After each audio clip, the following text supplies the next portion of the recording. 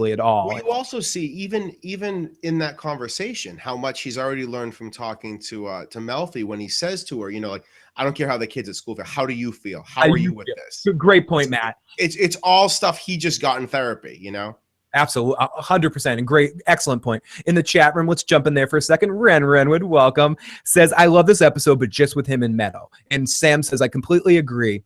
I love the scenes with Tony and Meadow, but the whole Carmela Priest story was just annoying. And Ren says, yeah, we're a bunch of child-free families at our age. We all have animals.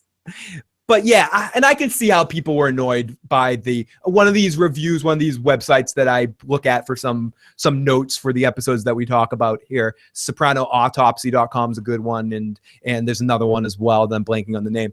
But they were saying in their description of this episode that everything Carmela and the priest they couldn't deal with and was annoying to them, and they just like the Tony and Meadow stuff. I feel like I like the counterbalance that you have between the two of them, even in the way that Meadow gets drunk with Tony and kind of almost has a near accident of getting shot by the guy later on by whatever his name is, Petrulio. And then, Fred at the end, I think, right? Yeah, Fred Petrulio, Fabian Petrulio.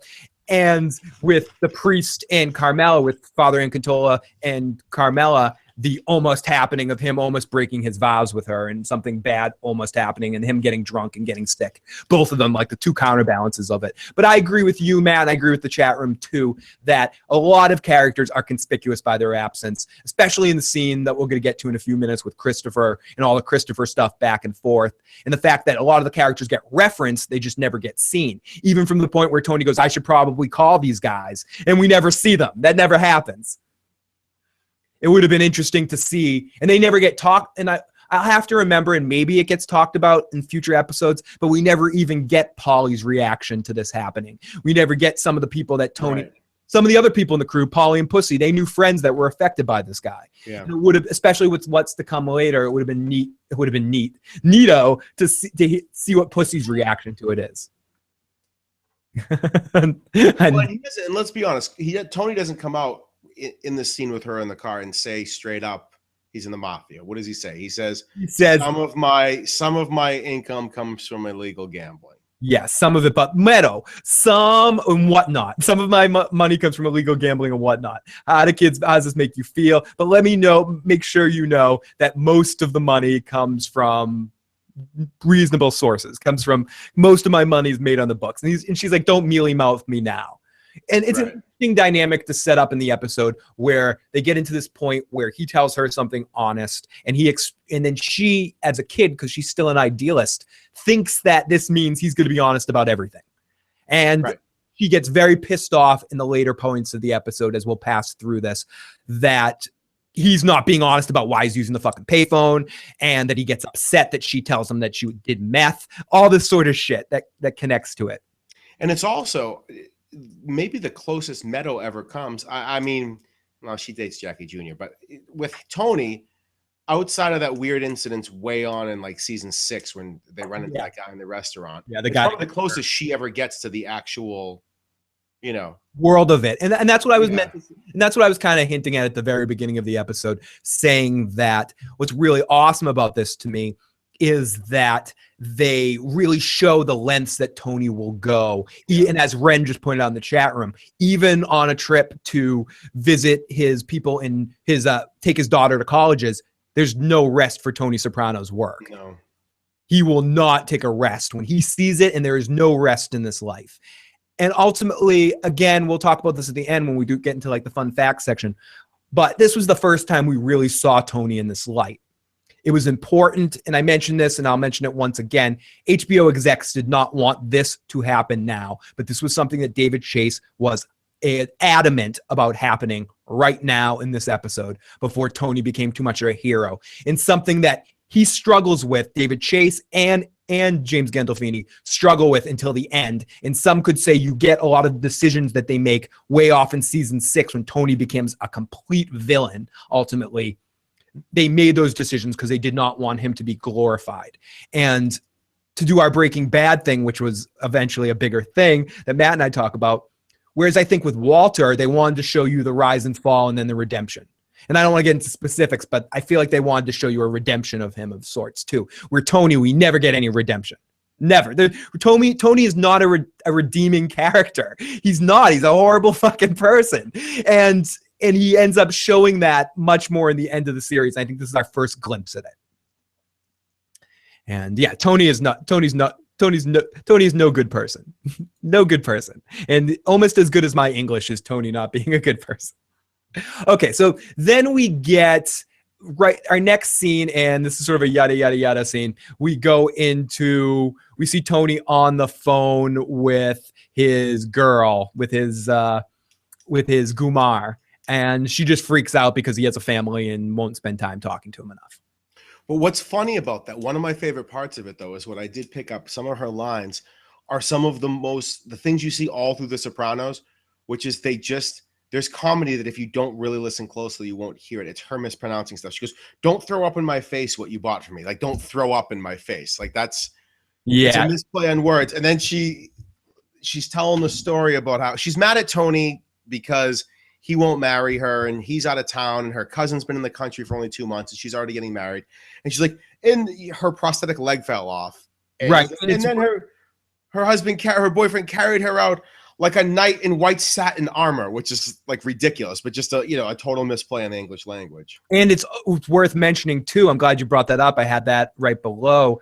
The knight in white satin armor is a future episode title of The Sopranos. This episode is littered with future episode titles, and that's one of them. And also Svetlana gets brought up, who is a character that will come back later on in a big way. In a very big way.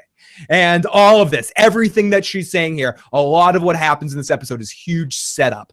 And David Chase has mentioned several times that all of that is part of the reason why he considers this the prototypical Soprano episode. In a lot of ways, this is David Chase's favorite episode of The Sopranos, which is interesting to think about. That he's only got 4 characters in it, really. It really does only have 4 characters. And really, there's a couple of, and it has a few more, but you're right. There's only 4 important characters in this episode. Right. AJ's in it. Chris is in it. A couple of other. But they're just flashes of them. They're not. That could have been anyone. I mean, AJ's whatever. Thank God he was only in it for a minute. But yeah. Christopher could have been played by 4 other people in this. Like, it wouldn't have mattered in this episode. Exactly. I think the reason why they made it Christopher was so Tony could kind of just tell him to stay the fuck out of it, so it could be Tony's business. I think that's why. Also, they needed that because like we talked about last week and the week before, is you don't realize in the beginning how much Chris doesn't listen to Tony at all. I think it needed be a point where he listens to him, because up to this point, I'm like, holy shit, I forgot that Chris was like that in the very beginning, that he had the balls, the chutzpah to just sit there and act like that towards Tony. No, 100%. And Matt, I wrote that in my notes too, that you forget because Christopher gets very respectful of Tony later on in the series. You forget how much of a little asshole Christopher was at the beginning. And he wonders why they won't make him. Like, that's why. Oh, God. Here we go again with the oh, no, not YouTube buffering bullshit again. Oh, fuckers. Okay, so sorry, everybody, if there's any technical difficulties. Hopefully refreshing works and we don't run into similar problems as before.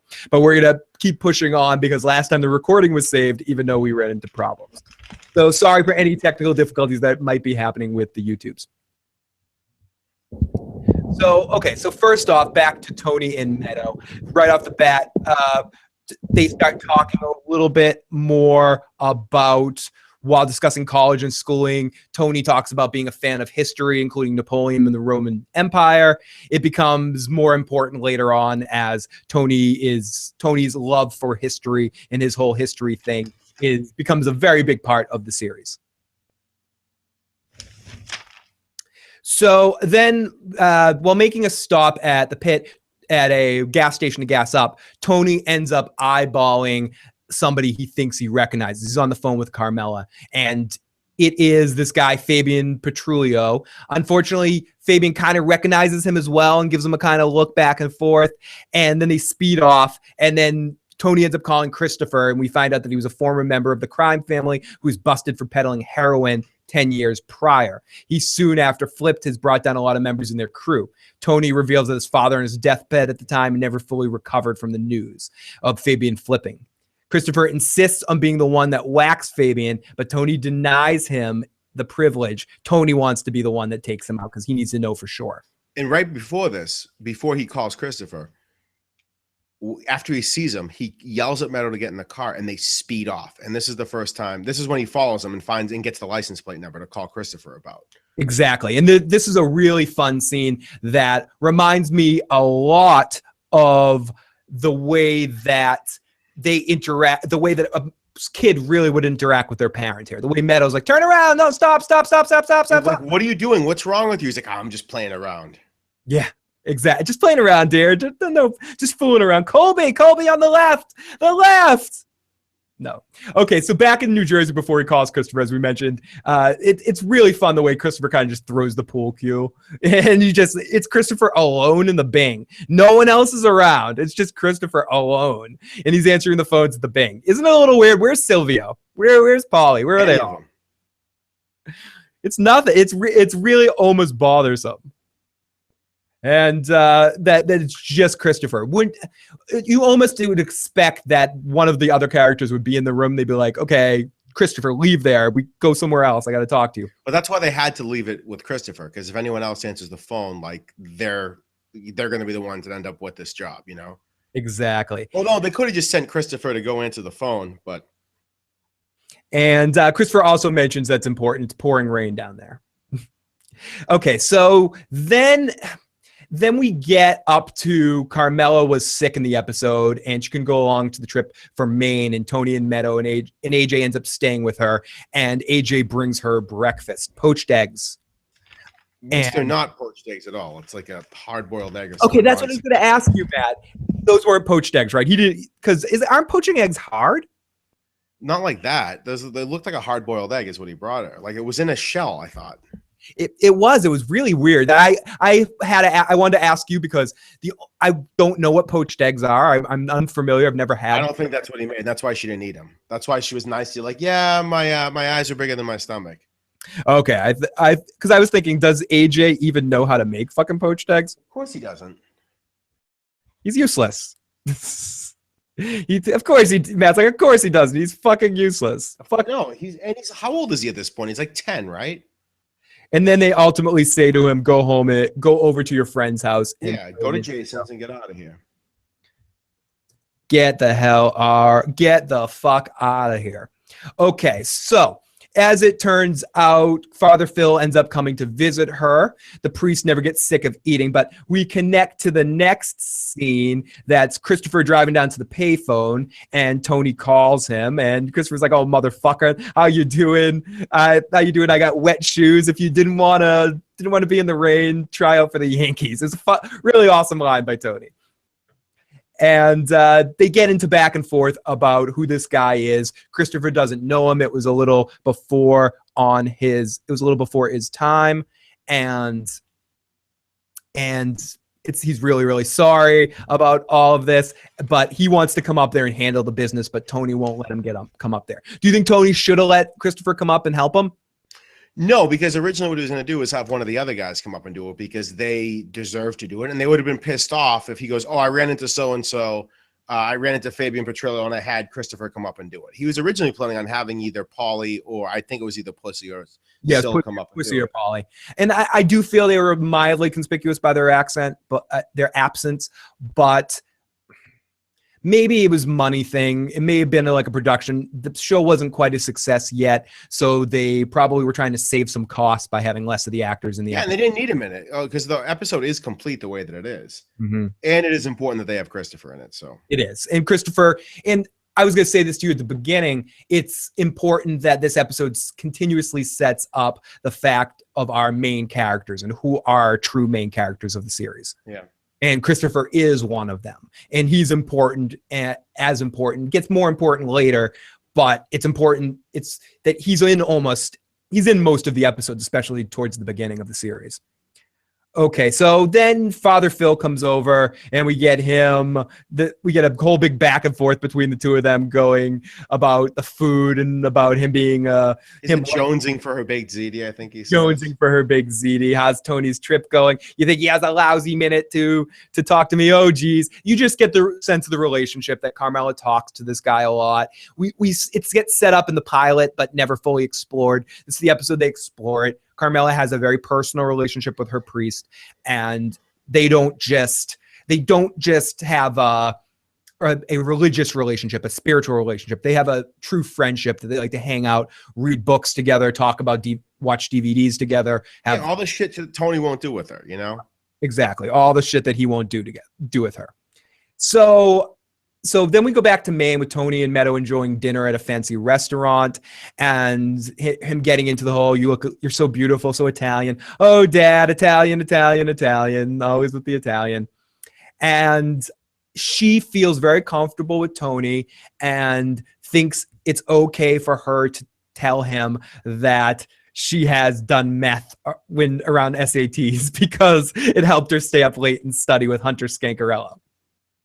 And I also forgot to mention earlier, Hunter gets referenced that Hunter's dad is a lawyer or something, or insurance salesman, so full of shit, some dads, and I'm not full of shit. And she talks about how her and Hunter did drugs around that time, and Tony immediately snaps in. Are you a dumbass telling me this? Are you fucking dumb? Do you trusted me? I think part of what Tony's saying to her too isn't just that he's pissed off about it. He's pissed off that he thought she was smarter than to tell him about this. Right. He's almost offended that she told him. And then you get nervous for a thing. I'm like, oh my God, did she tell him it's Christopher? Like, I totally had forgotten. And luckily she's smart enough that she doesn't. But. Right. She immediately goes, I'm not going to tell you now. Christopher. I think she's thinking to herself, Christopher is right. Yeah, but Tony also at this point has no idea that his little girl has done anything like this. This is a huge coming of age, because she had already referenced when she was looking at school, at the first school they were at. What was the first one they were at? Bates. Right. She makes a couple references to them drinking or partying and stuff like that. And he's horrified by this. He has no idea she's done any of this stuff. Right. Her line is Bates is the number 3 best form of contraception. Yeah, exactly. So, yeah, he's horrified by this. So I think this is a huge, it's never the same after this with Meadow, because A, she now knows that he's in the mafia, and B, he now knows his little girl is done speed.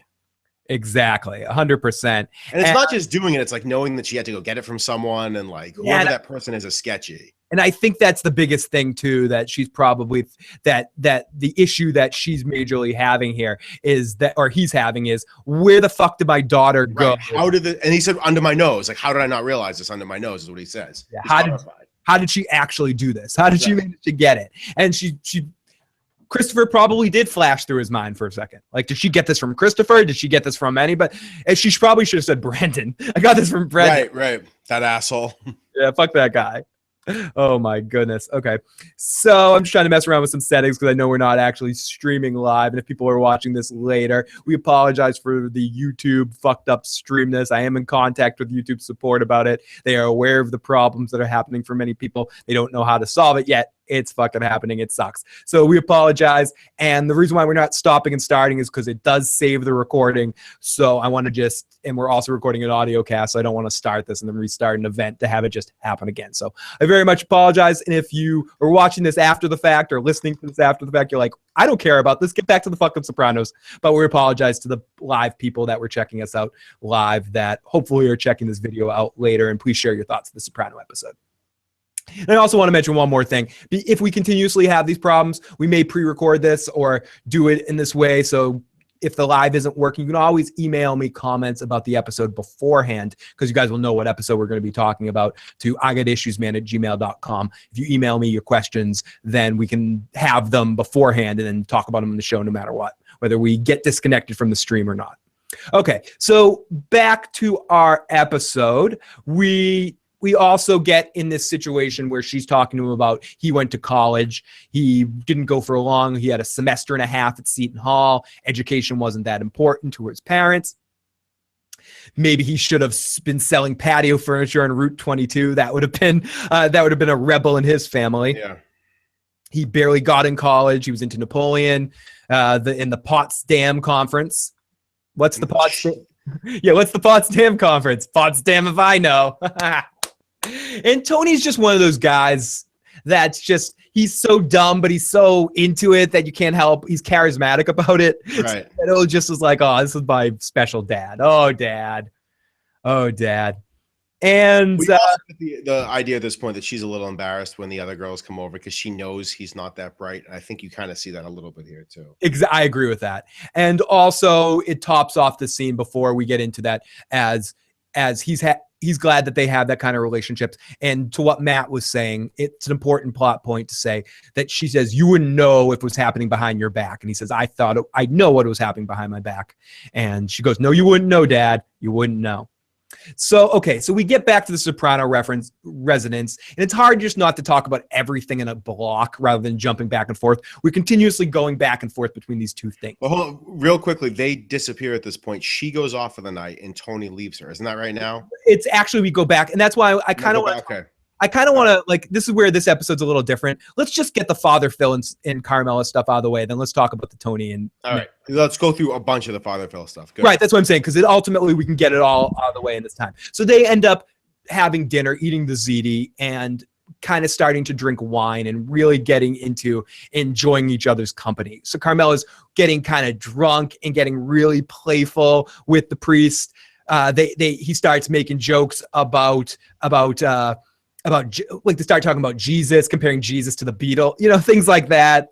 Yeah, they were talking about the Last Temptation of Christ and how it was Willem Dafoe and how she says like, oh, it it was supposed to be Bobby D. Oh, you talking to me, Pilot? You're talking to me. Yeah, and they said they're just babbling on about Jesus. I mean, what else do you talk to a priest about? I guess, but of course they talk about Jesus stuff, and then he says the thing about exactly, Matt. You can only talk about that, but they talk about movies and stuff eventually. And I think you get the feeling in this scene, like Carmela's doing the, oh my God, I'm hanging out with a doctor, I'm hanging out with a movie star, I'm going to just ask them so many questions about this over and over again. And he's eating the food, just ignoring her questions, like, yeah, that doesn't make sense. He's just completely he doesn't want to talk about this. He doesn't want to talk shop right now, really, when it comes down to it. Doesn't he tries to leave though, right? Eventually it leads up to a point where he tries to go and she says, no, don't go. Where I got a DVD. Let's watch this movie. I know how you like this female actor. I forget the actress she mentioned. I do too. I was hoping you wrote that down. I do have it written down somewhere when I'm scrolling through the notes. I'm kind of doing this all by memory instead of actually looking at the notes. But it's Emma Watson, I think it is. All right. Father Phil, I didn't know you watched. Oh, it looks like we're back on. Holy crap. Technology has worked itself out, and we're back. Oh, there you are, yeah. Stream, yeah, we're moving again, guys. So I think we're just gonna keep going when this technical difficulties happen, because it seems like the best option is to figure itself out, because making a new stream causes all sorts of complications. Okay, so that episode, it's just an awkward vibe between the two of them because they have really awesome chemistry. The actors work well together, and they have a really fun balance of flirty energy with each other. And it's fucked up, but it works for me. And I know a lot of people it doesn't work for, but to me, it shows how far Carmela will go to get a connection with somebody. And she really wants the connection. You mentioned this earlier, Matt. I think it's an excellent point. He does all the things with her that Tony won't do. Sit on the couch all night, cuddle, watch a movie, eat some... What were they watching? Remains of the Day? Is that what they were watching? Remains of the Day. I mean, Tony would never do that. I know, Tony would never do that. Never do that. And never let her cry on him like Father Phil eventually does. He's a girlfriend to her, but then that's the thing. He's doing like girlfriend stuffy with her, like where he's a girl is what I'm saying, like stuff you do with her friends. But then that line about like when she says, oh, I didn't know you like, anything with Emma Watson. And she's like, Emma Thompson. And he's like, Father Phil. And he's like, oh, is it a sin to take in, the eyes of a beautiful woman? And he's saying this while he's looking at Carmela, and she's all like kind of blushing about it. And he's like, yeah, it's super no different looking at a sunset or something else, and now she knows that like,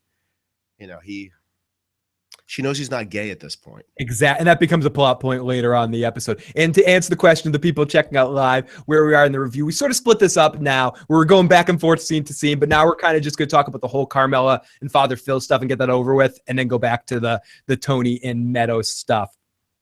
So, okay, so this all leads up to a climax. Let's just get to it, where Carmela freaks out about everything that Tony's done and feeling really bad about, we talked about this a lot at the beginning already, about accepting all of this, about being a hypocrite. And he gives her confession right there, ends up turning it all religious on her and giving her confession. But still, the way he does it is very flirty, and probably he would tell you, the weird cut to when he's actually placing it on her tongue was like the most uncomfortable thing I've ever seen in my life. Like when he's putting the communion in her tongue, he like slows down. Yeah. And then it like cuts really close to her mouth. The really dirty moment. Okay, that wasn't just me, Matt. It was a real. No, it was creepy. It was porny. It was very pornish. It was un-Sopranos-ish too, which was weird, but whatever. Yeah, it was awkward. It was very awkward. And okay, this leads into both of them kind of passing out on the couch because she's crying to him. And she also goes on about Tony's indiscretions, and about how sleeps are only. There's a couple other good Carmela lines. She plays the myriad of emotions. It's a really good Carmela episode. Even if you don't like the stuff with her and the priest, her performance is excellent. So ultimately, this leads to both of them passing out on the couch together, and her getting a phone call woken up by AJ that is AJ staying over the house. And then they come face to face. She tucks back in on him, and they start to go face to face and getting closer, closer, closer for a kiss, closer. And right when they're about to kiss, as Carmela's doing this perfect Carmela thing that she does continuously in the series, and they keep going with it. It's really awesome that she talks when she shouldn't, and when she's nervous, she just babbles. Oh yeah, he's staying over a friend's house. You don't know them.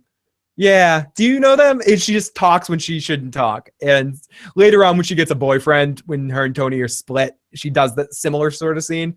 And I think with Furio, there's a similar sort of moment. And with the contractor guy, yeah, there's a similar moment. She's just awkward when she talks and she's nervous. It's actually really cute. It's very fucking cute. Did you just call Carmela cute? I did. It's an appealing quality she has. She gets very. The fact that she babbles when she should be hooking up with a guy is an appealing quality to you. That's what you like the most about Carmela. That's insane. Oh, it is. It really is insane. So they ultimately get to the point where they almost kiss, and I wonder also if, just from a scientific standpoint, that him drinking the sacramental wine, if that is part of what caused him. Chugged the sacramental wine. Chugged the sacramental wine after chugging like normal wine for the evening. And the baked ziti. And the baked ziti. If indirectly directly, that's what caused him to run to the bathroom and puke. So it kind of was God that saved him in this moment, because once you kiss Carmela Soprano, you're pretty much, you're almost fucked, because she's going to use it as a bargaining chip on Tony later. And this is where my big problem with Carmela is. I think she does all this just so she can throw it back in Tony's face later. She wants to say, fuck you, Tony. I have a Gumar too. And you're never going to find out who he is. And then Tony's going to eventually find out who you are. And fucking like what happened to Furio. You're going to be fucked. Right. And when he shows his face somewhere. Not only that, but Father Phil would also, I get the impression from him that he would like have to step down and like leave the cloth if he he would. He does seem like he would. He cares about it. The contractor guy was hot, says the girls. Yeah, he was very cute. I agree. He was probably I guess I'm a Furio is the most attractive of Carmela's. You thought so? Yeah, I guess. No, I didn't think Furio was hot at all, but I guess Furio had that weird nose. I think Furio's hot in the first episode when he shows up, but he eventually becomes. They make him so much of a. That kid, don't you? In Italy, that's what you like. I do like when he slaps the kid in Italy, but I think eventually he becomes kind of the butt of a joke a lot of times, and that ruins attractiveness in some ways. He would turn out like Wrigley Cricket, and always said, "Yeah, he would." That you don't mess with Tony Soprano's girlfriend. You don't. And I think Carmela probably thinks that Tony wouldn't touch him because he's a priest, but she's wrong. So they have an almost kiss. He runs to the bathroom and starts throwing up. I wish that happened to me a few more times in my life. I could have saved myself some terrible decisions. But yeah, if you threw up right at the right time. Me too, man. Yeah. or if you stayed passed out and didn't wake up and make poor decisions. I agree. We've all made poor decisions in our life because we can handle our alcohol. I was so jealous. I was like, oh man, I would have loved to have done that instead But of. that's the problem, Matt. We conditioned ourselves to be able to handle our alcohol too much. 4 a.m. with a bottle of Captain Morgan sitting on the floor, and you can handle that. That's and to quote a show that I'm not sure if you've watched, but I think you'd like, How I Met Your Mother. Nothing. I've seen it, but nothing good happens after 2 a.m. Nope. Nothing good happens after 2 a.m. No good decisions happen after 2 a.m. Okay, so ultimately this scene, this whole storyline between the two of them ends with Carmela, him waking up the next morning and realizing that he spent he was there all night. His car was outside. He's very fond of Carmela. Carmela makes the joke that of all the Fanuc priests in the world, why did you have to run into my category? Why did I have to get the straight one? Right, and kind of a reference to Casablanca and all the gin joints in all the world. You had to walk into mine, and again, I have to say this is a very cute way Carmela says that, and he goes Carmela, and she goes, huh, I'm just joking. The way she said "just joking," I found very very cute, and I think I'm very fond of you. He got out of there in the best possible way. He made it seem like he was attracted to her. Has the cover of being a priest to get away from it, unlike the contractor that just needs to run the fuck away. And always remains in her heart as someone she can't have. So I think the priest got out of there scot-free.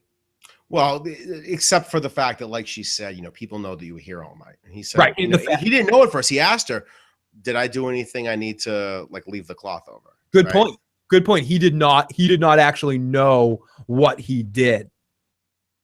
Okay. Oh, one other thing we left out of this, though, that did happen in the middle of this, which egged on her wanting him to stay, is that Melfi called in the middle of this. Oh, yeah. Thank you, Matt. I had this at the end, but you're right. The one thing to mention that kind of egged on her bitching about my only time I like myself is in sleep was in that scene where Melfi calls to cancel the appointment. Melfi is sick. I forgot that she makes an appearance as well. And Soprano's like, who is this? Are you her secretary? Tony's therapist? No. Oh, could you take a message? Please take a message. Oh, I'll take a fucking message. Oh, okay. Can you leave a message? Yeah. I forgot my pen. I left it up his ass. Yeah. And mean to Melfi for no reason. She did nothing wrong here. She's just some sick woman on the phone. Everyone has the flu in this, and he even asks Guma if she has the flu. And I love the look on Melfi's face through this whole scene, thinking, Tony, wow, he really doesn't get a break with women. He really doesn't. He's not kidding. Carmela is horrible, and Carmela later apologizes for this, but it is interesting. So some of this stuff with Father Phil. She's really at that point pissed at Tony, knows he's lying, even though he's off being nice and bringing Meadow around to see the colleges. This gives her every license in the world to be pissed at him and to almost, I don't know if this whole thing happens with Monsignor Jughead.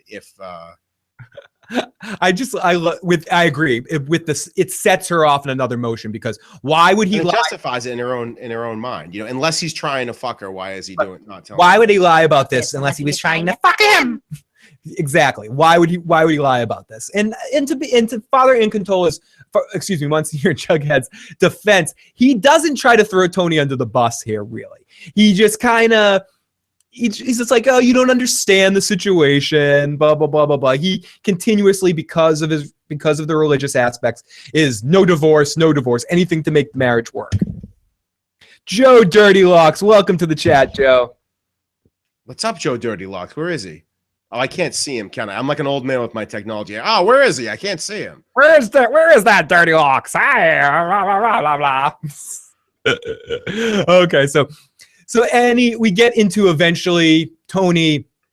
Matt mentioned this before. So is there anything else we should talk about with the Tony? I think that's it. He walks away. He's kind of scared of what people might say about it. But then AJ comes home, and at that point there, he's like, all right, well, I'm caught at least. I'm not getting out of here completely free. So exactly. I'm not getting out of here scot-free. But I think that we pretty much covered everything in that scene.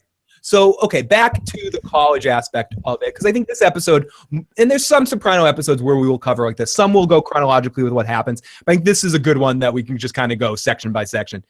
Our next big section is Tony at the bar Meadow comes over with a couple of groups of friends from Colby. She met some students that attend Colby. Tony tells Meadow she should hang with them for a little while if she wants. He adds that she could learn about the college, and the girls are like, yeah, we love to dish on the school, and just no drinks, stick to Cokes, girls.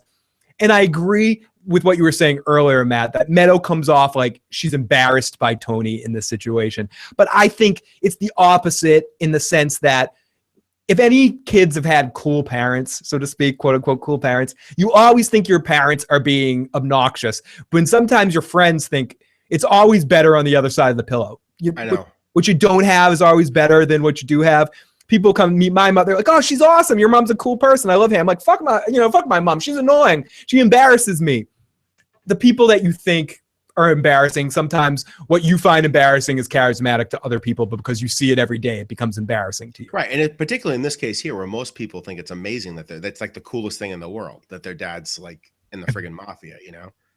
Oh gosh, Josie, the Meadow goes to college with Tony. Love it. Fucking rat. Fuck.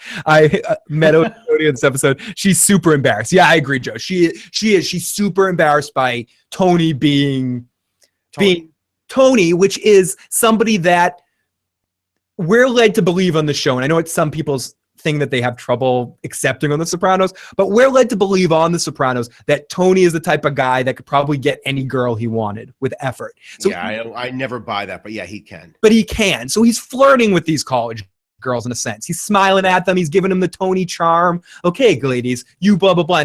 And Meadow is, ew, Dad, you're flirting with college girls. But Tony, and I don't think she's quite thinking about it that way. But Joe loves that, by the way. That's Joe's move. Yeah, Joe, Tony Soprano's Joe's hero for those aspects.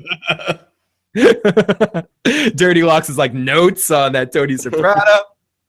Okay, so we also go back to New Jersey. The rain's still coming up. Tony gives Chris.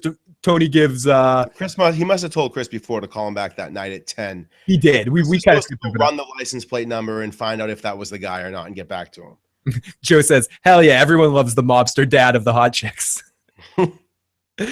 Absolutely. And I think that there's something, and I agree with you, Matt.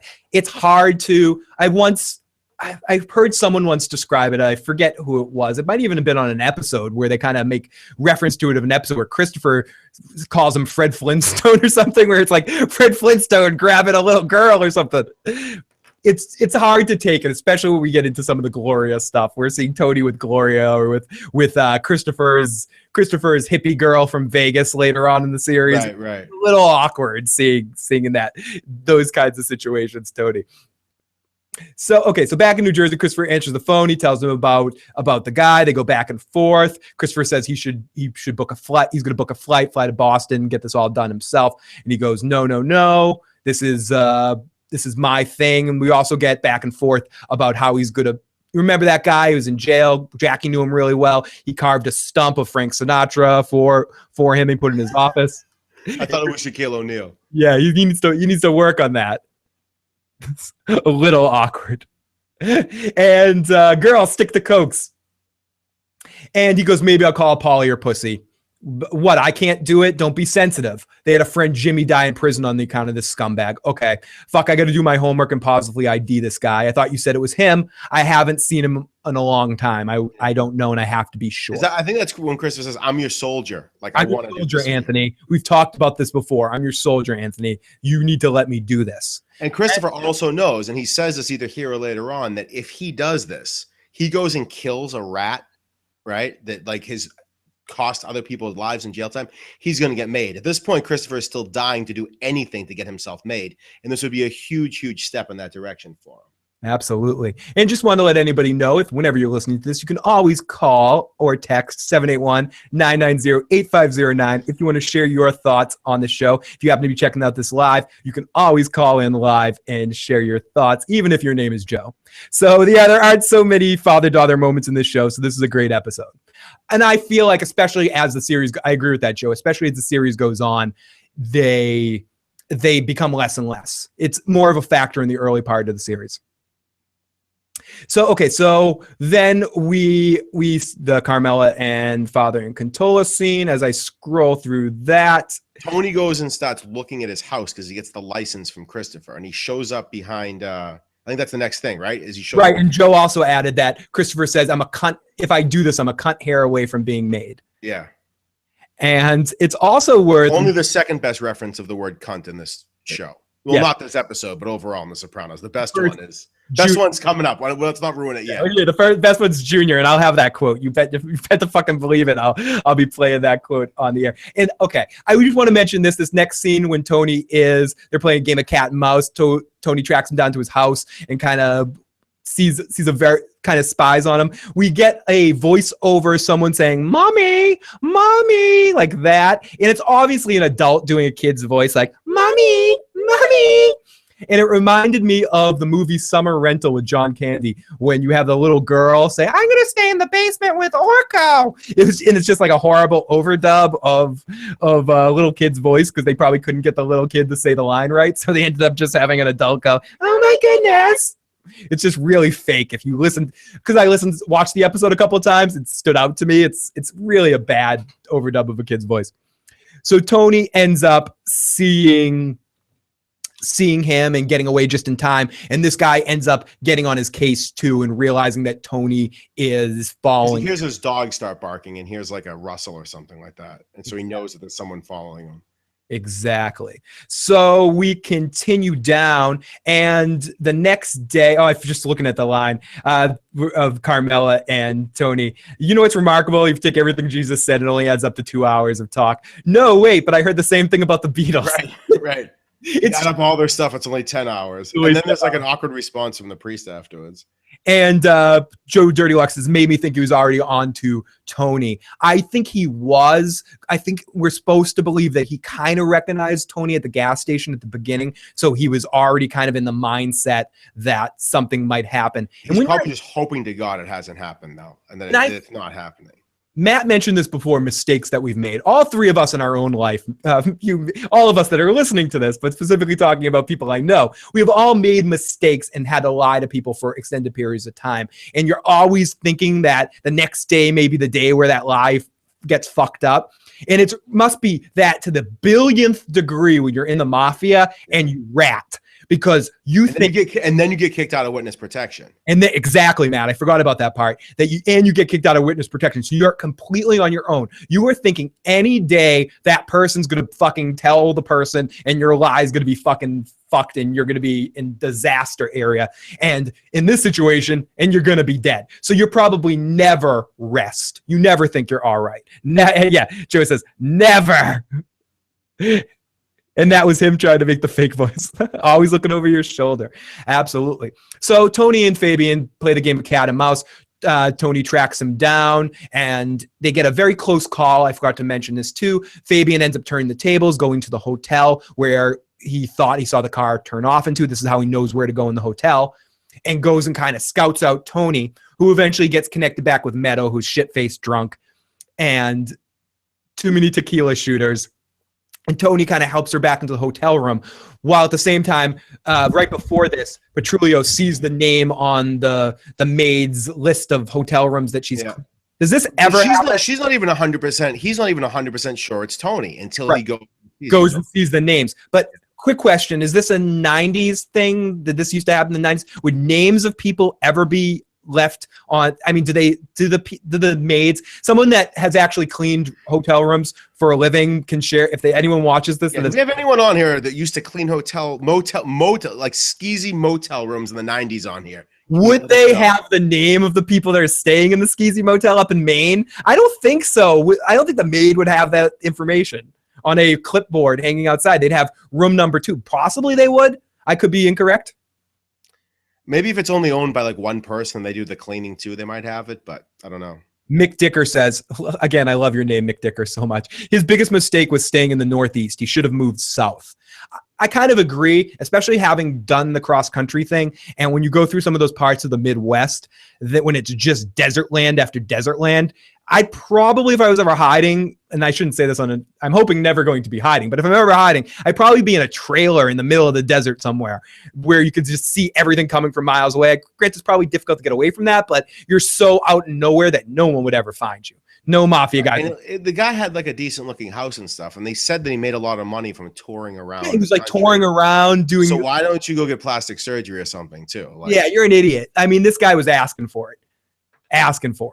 So okay, so they begin the kind of most game. Fabian spots Tony's daughter, decides not to go through with it. He figures but before that, he also had been scoping around the town, like asking his car mechanic if anyone had been asking for him, asking people at the bar if anyone had been looking for him. He actually, and he's carrying a gun now. He's carrying a gun with him in his car. You see that he has it like under a newspaper or something. And we see when he's going to the bars, we see Meadow in the background of the scene.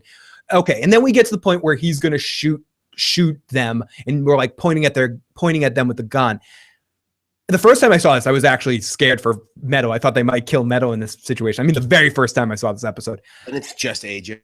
Oh my God. Imagine if it was AJ. That would have been so great. If it deflected off something and hit AJ. Oh, if they killed it, AJ. I thought like if they kill Meadow, then you're stuck with just AJ afterwards. But yeah, they should have killed AJ right there.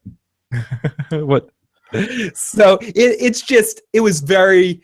Do you think that Ren? Do you think that he made a mistake by not killing Tony here, or do you think Tony's right in the end? I think ultimately this whole interaction between the two of them is supposed to symbolize that this guy is past it and Tony is the now. It's like the like Kobe Bryant trying to play basketball now. This guy should be retired from the game, and that's why Tony plays him essentially so well.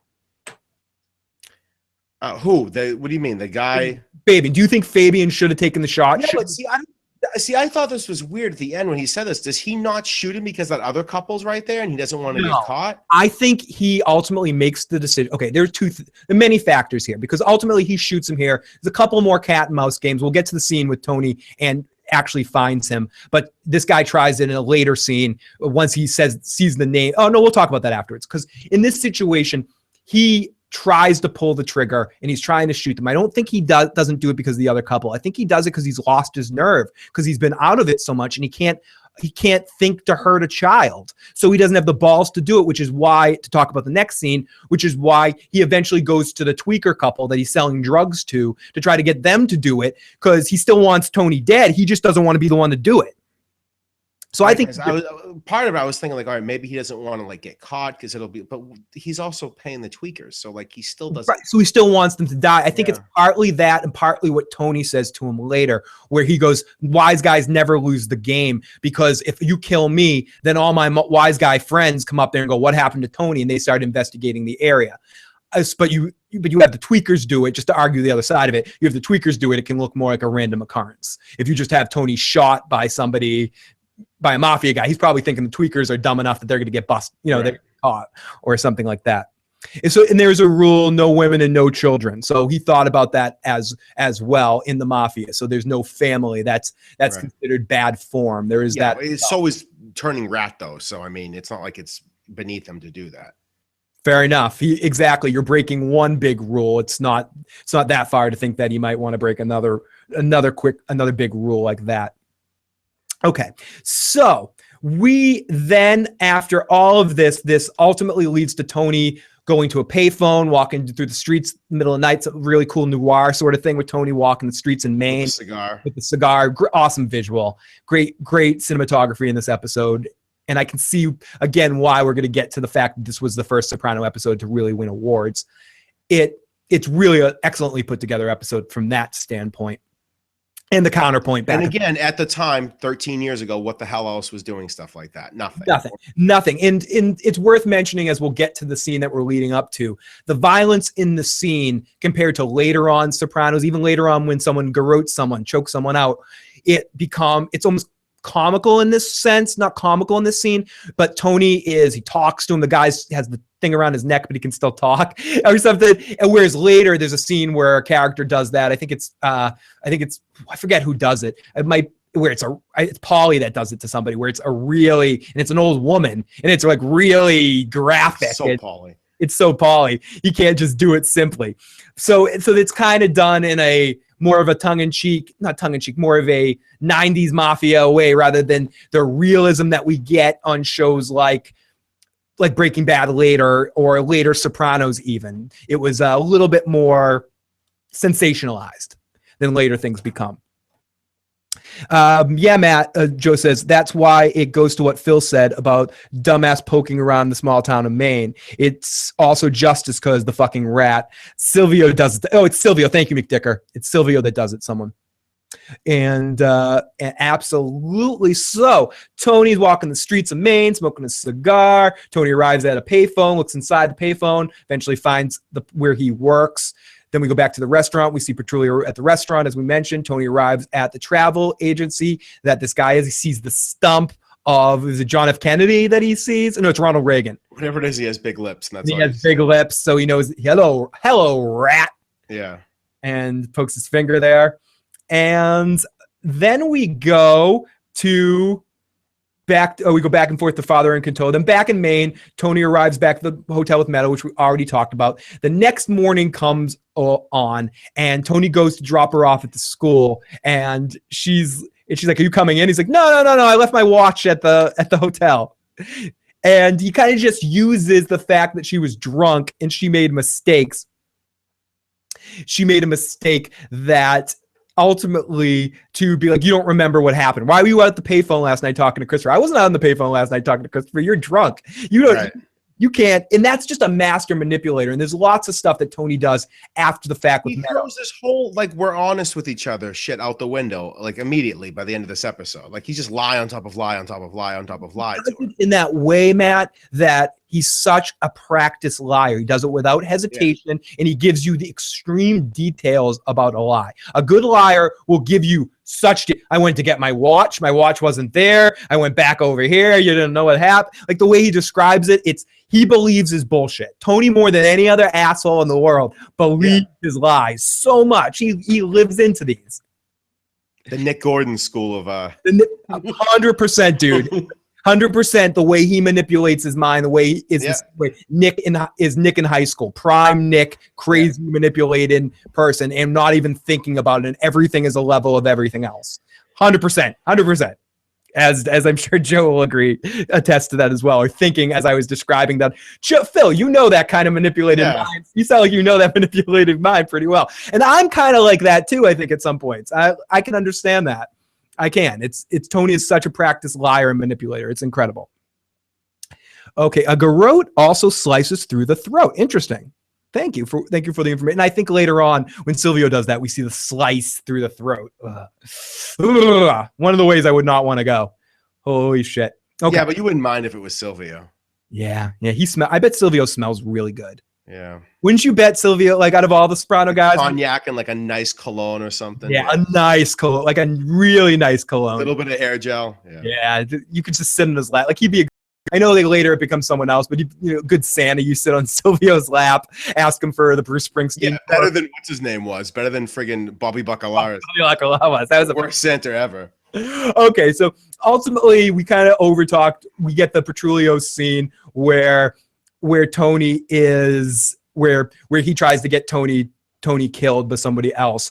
But ultimately Tony, the next morning, Tony and Meadow leave their hotel for Colby. Tony asks Meadow if she wants to stop and get a beer. Meadow says no. And from that point, we see Petrulio spying on Tony through a pair of binoculars. We see Tony drive off. Then it all culminates. I think we basically talked about everything else. It all culminates to this guy thinking at his house, thinking he hears something, and he goes outside. And Tony sneaks up behind him. No, it's not the house. This is at the it's a travel agency. Yes, it's travel. One of the things just before we finish this off here, Christopher had said, "Let me come up right now," and Tony said, "I have to do this because he knows I'm here. He's going to go on the lam at any minute now." So that's why Tony finally decided. That's why it's so important. Very good point, Matt. He wasn't going to do this. He was going to have Silvio or Paulie come up and do it, or whoever it was. But he knows now that, like, he has to do this now, or the guy's going to take off on him. Ren says Silvio wears Axe for Men, like a really warm smelling Axe for Men. So ultimately in this scene, it's a cool setup. We see some animals. Tony actually, after he kills him, sees ducks too, which is important to mention. Tony jumps out from behind the trailer, wraps the cord around Petrulio's neck, gets into this. As he's looking at like a baby deer right in front of him. Right. Absolutely. You took in, good morning, rat. I'm going to read this entire quote. Who are you? What is this? Don't make me laugh. You pimp. You fuck. Teddy, it's Tony. It's Tony, you fuck. You know how much trouble you are in now? You took an oath and you broke it.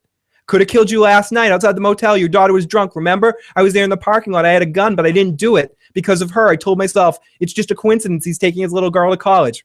One thing about us wise guys, the hustle never ends. You shoot me in that motel, your life would have been flushed down the piss-a-doo. Please, Tony, I'm begging you. Jimmy says hello from hell, you fuck. And in this moment, we see the true mobster. That's Tony Soprano. After only 5 episodes, we finally see Tony whack someone for the first time. And in a graphic, personal, like intimate way that he does it too. Yeah, it's He's really hurting himself. He hurts himself. He cuts the shit out of his hands. It's really fucking sick. It is crazy. It's a gorgeous piece of coos. Yes, it is, Tony. Sorry, I had that one. I don't have. It's hard to find quotes for the episodes, but I have a lot of Tony quotes on it's good. Okay, so I'm sorry. I gotta relax. Yeah, I gotta relax, Tony. I'm sorry. I got a little excited there. I gotta relax. Thanks, buddy. Okay, so Tony returns to pick up Meadow from college, and Meadow immediately. Well, he does see the ducks right afterwards. Right, he does see the ducks after, and another, like you said, great shot. Like the shot is then up in the sky, and it pans out away from Tony, and he's standing down in the woods in the middle of Maine, looking up at the ducks who are flying overhead in like a V formation. So right, and those are where the ducks went, Matt. Those are the ducks. So he picks up her at this college. We get a feeling like she's been waiting for a while, and where you been? I went back to the motel. This is what we mean with the manipulation. I went back to the motel. They didn't have the watch, so I went to the restaurant. The restaurant was closed. I had to wait for them to open. Restaurant had my watch. Here we go. I went into the back door. Well, how do you get mud in your shoes? Oh, I went in the back door. Puddles. What? And then he says, it's stupid. I don't know why I did it. It's stupid. Yeah, he just keeps going with it. And she's like, Dad, are you lying to me? He goes, you better stop or you're going to hurt my feelings. That's such no. And I know he sometimes listens. We love you to death. That's such a Nick thing right there, where he's just like, stop or you're going to hurt my feelings while he's lying to you. Like he makes you feel guilty for calling him out on his lie. Right. And Tony totally does that right here. He's like, yeah, you're going to hurt my feelings, Meadow. Come on. What happened to your hand? I cut it on the screen door. Got on the screen door. Yep, I did. You were on the payphone at 1 a.m. Excuse me, Miss Jose Cuervo? You can't be trusted. You saw pink elephants last night. Dad, are you being honest with me? Pretty sure you're gonna start hurting my feelings. We have that kind of relationship. That's right. We do or we don't. It takes two to tango, he says. It's just a really funny line. It takes two to tango. And then we go into the room of which he ends up bringing her into the next college. And we see, I'm sorry, I lost my notes. And we see from Tony's perspective as she gets called in, Miss Soprano, shall we talk about your future? And there is a quote that Tony looks at, and I'm going to scroll up. I have that written up. I got it right here if you want. Yeah, go for it, Matt. Yeah, no man. So he's at the college. He's sitting outside on the bench by himself. Another great shot. And he looks up and over the top of the door where she went in and says, no man can wear one face to himself and another to the multitude without finally getting bewildered as to which may be true. So my question for that is, because I ain't no English major, Matt. That's basically saying it's talking about being duplicitous, right? Yeah, I mean, it's essentially like it ties up the whole episode of him lying to her and putting on this whole face to her of being the family man. I mean, it sums up the whole Sopranos. Him being the family man, trying to be that, or trying to tell himself who he is, and then being someone else to the entire rest of the world. He's eventually gonna, not know what the difference is between who he really is at that point, especially if he's faking it, which is what we talked about with our friend the liar and other people too, where who is the real you at that point? You'll eventually confuse yourself. Absolutely. Why don't you kick me in the fucking head? Yeah, we will. And it's Nathaniel Hawthorne is who the quote's by. And some kid walks right by him and goes, that's our most famous alumnus. Yep, most famous alumnus. So sorry. I'm struggling I'm like back and forth. Deep shit, guys. Yes, guess we are in some deep shit in this episode. It is everything with Tony and everything. I think The Sopranos is, or at least wants to, and I think you're right, Matt. I think that's a perfect description from beginning to end of The Sopranos, in the description of Tony as a person. This parallel between being a good family man and then his other life and being a good family man. And it's something that's very important, very evident in The Sopranos. Really cool and stuff. Like it says, it's like who he even is to himself. Like if Tony sits back and tries to reflect on who he is, which he does through the whole show, he doesn't know. Okay, so Tony returns to pick up to Meadow. This episode marks the first time in the episode that we never get a Tony and Melfi scene, though she does appear briefly in the episode with Carmela. Okay, so Tony and Meadow eventually return to the home in New Jersey. Carmela reveals to Tony that, and I'm going to get the lines here in a second, reveals to Tony that Father Phil spent the night. They get a really awesome exchange between the two of them. This is Tony and Carmela at their best. She just says, he goes, is there a little, here we go. I'm going to read the quote and then we'll talk about it. You sound a little nasally, but you look better. Any cold pasta? There was some ziti, but it all got eaten. The whole tray, and Tony's pissed off. You don't mess with Tony's food. You almost want to mess with this girl before his food. From last Sunday, Monsignor Jughead was here. If you're referring to Father Incantola, yes, he was. He spent the night. The priest spent the night here? What happened? Where was Anthony? He spent the night over to Jason's house. The priest spent the night. Nothing happened. You're telling me this because you want to hear something. You might hear something. His car was out at night. This is too fucked up for me to even think about, he says. Would you guys play for 12 hours? Name that Pope? And then she gets in, he gave me communion, blah, blah, blah, blah. And she goes, you think I'm lying? I don't know, but this whole thing sounds like it. And Tony goes, well, he's gay, right? And that's it. Because if not, I have to question what I'm hearing. And he kind of puts Carmela to the spot where Carmela is like a little up against it, where he's like, listen, I'm not cool with this. And she turns it right the fuck around on him and goes, oh, by the way, your therapist called. Jennifer. And she just storms out of there. And it ends very comically with Tony chasing after her and kind of running against her. Carmela! It's just therapy. It's just therapy. Family man, like mobster, like Pablo Escobar. That's very good comparison.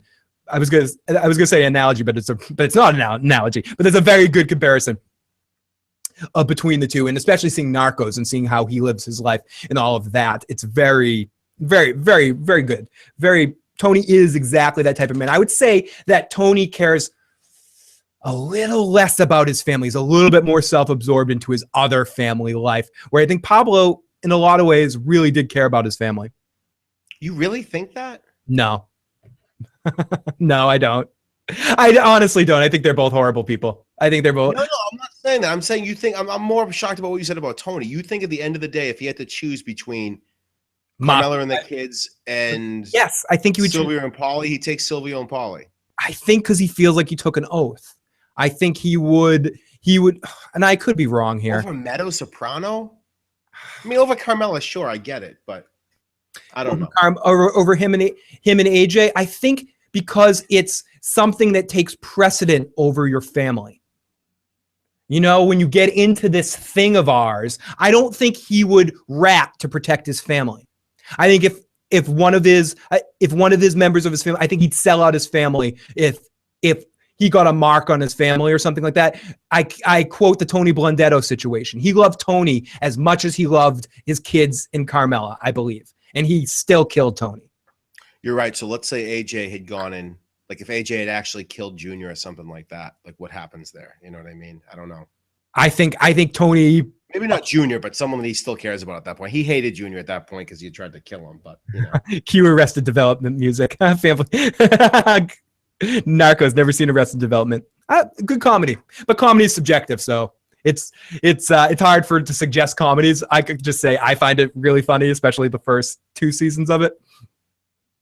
Okay. You know what the hardest movie in the world for me to suggest to people is, and I don't recommend it, is Scott Pilgrim versus the World. Have you ever seen that? Oh yeah, I love that movie. But I can't recommend that to people because there are so many people that would have no use for that whatsoever. So I'm like, you're either gonna love that movie or you're gonna hate it. 2 things. I loved it, but I won't tell anyone else to see it.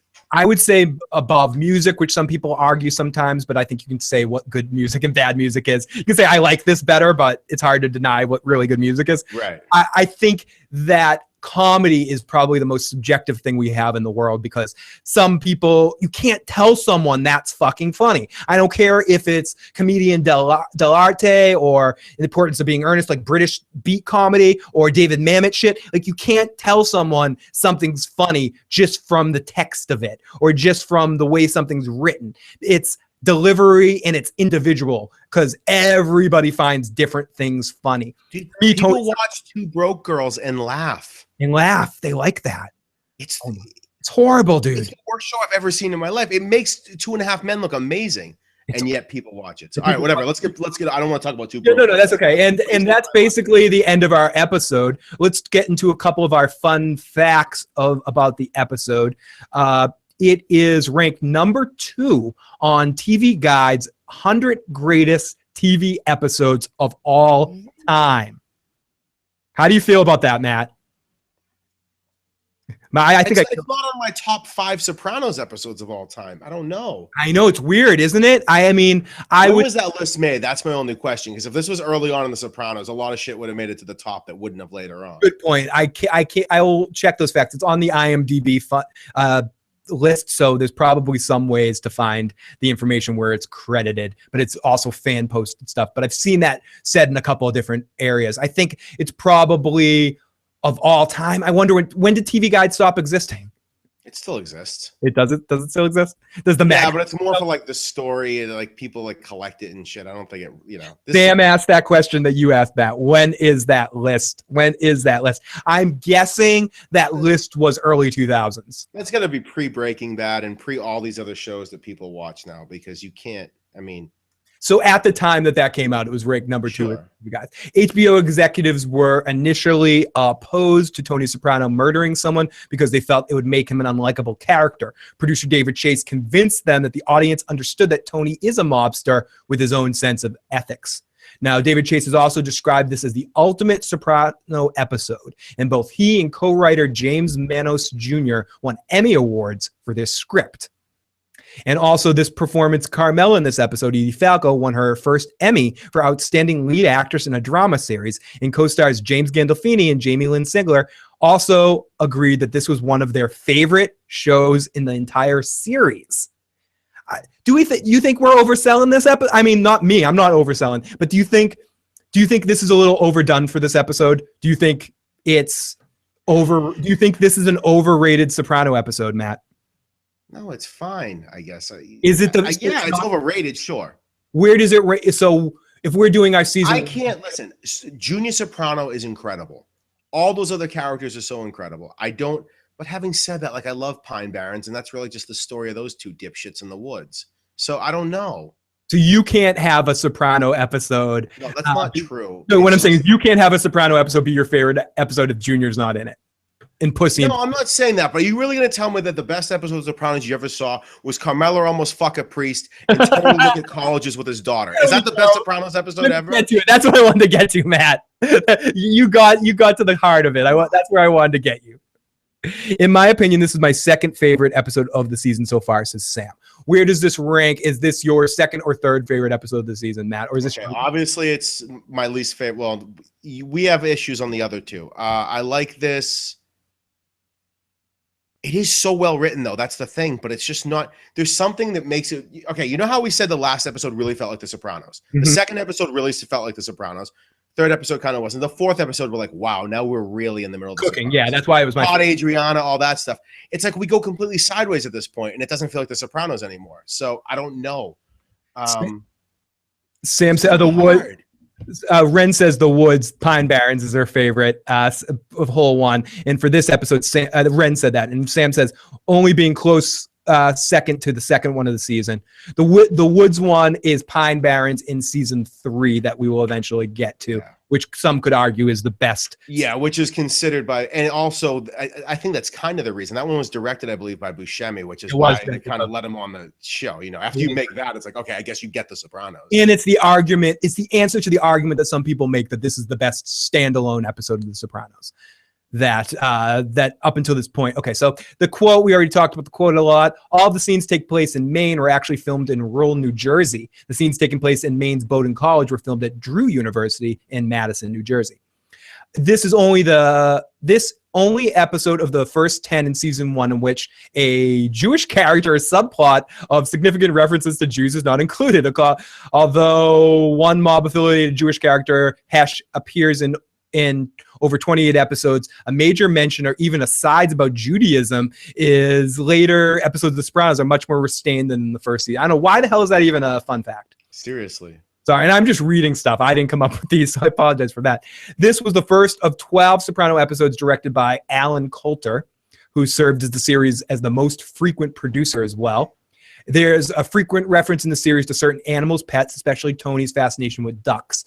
Present in this episode, immediately after Tony kills the mafia turncoat, Fred, he looks up and sees a flocks of bird geese flying off in formation. Also, this was the distraction of the deer, as Matt mentioned earlier, that enabled Tony to sneak up on his prey. Some of the best quotes in this episode: Tony, you chose this life. You don't want to work in the rain, try out for the fucking Yankees. I'm in waste management business. Everyone immediately assumes you're mobbed up, a stereotype, and it's offensive. I thought therapy was going to clear up this fucking freak show in his head from Carmela. One thing about us wise guys, the hustle never ends. Carmela, I think we watched Casablanca last week, Father Phil. The new print is great. You know what Bogey says, of all the lousy gin joints in the world, why you have to pick mine? Of all the Fanuc priests in the world, why you have to get the straight one? Is there a commandment against aiding Ziti? I have forsaken what is right, what is easy. Father Phil, maybe being a rebel. We already talked about some of these quotes. A couple other quick things. The German episode title of this means a trip down memory lane. Reason die Wackenganto. I don't even care shit about this. In the movie that Father Phil and Carmela are talking about, as Matt mentioned earlier, is The Last Temptation of Christ.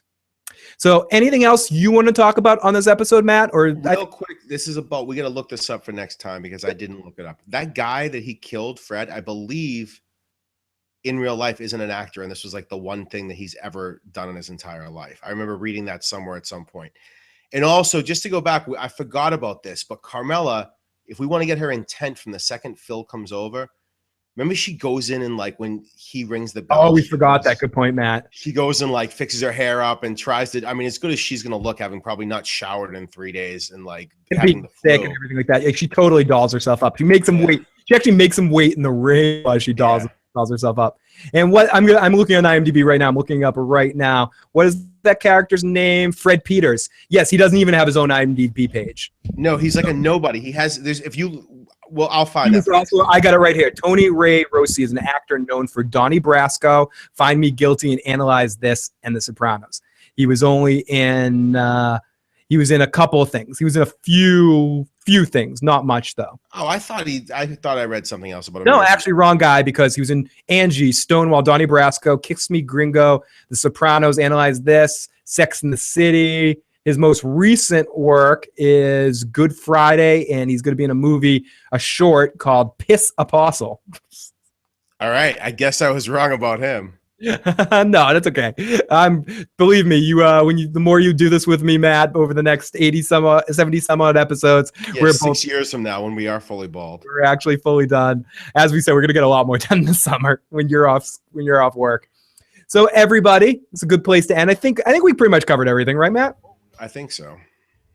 Everybody, thank you so much for checking out this Soprano recap. Sorry, we had a little bit of technical difficulties, but I'm glad it all cleared up. I'd like to thank all of our friends, Sam, Ren, Joe, McDicker, all of you guys for popping in the chat room and sharing your thoughts.